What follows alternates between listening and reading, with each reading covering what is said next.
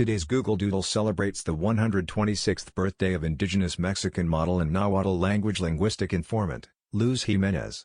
Known as La Mujer Más Pintada de Mexico, the most painted woman of Mexico, Luz is depicted in countless works by Mexican artists of the early 20th century.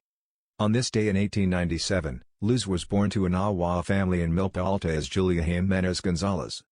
In 1916, the Mexican Revolution reached Luz's village and the Carrancistas killed most of her male relatives. At the age of 19, Luz was forced to flee her hometown and moved with her mother and sisters to Mexico City.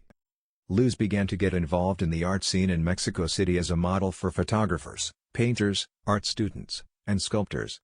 Her image began to appear in murals and monuments across the city, but despite this visibility, Luz remained relatively unknown and lived in poverty. Luz was an educator to the painters and muralists. She taught the artists her language, Nahuatl, during modeling sessions. In turn, the artists infused their own style with Luz's indigenous authenticity. In the 1930s, she served as a linguistic informant to document her language and delivered lectures on her culture. Luz left behind numerous writings including a children's book and first-hand documentation of the Mexican Revolution, but only 2 texts were officially signed by her, both in the Nahuatl newspaper Mexihkatl Itonalama. Several sculptures and murals in Mexico City remain adorned with her image, including La Creación, Creación, Fuente de los Cántaros, Fountain of the Jugs, and Cortés and Malinche, Cortez and Malinche.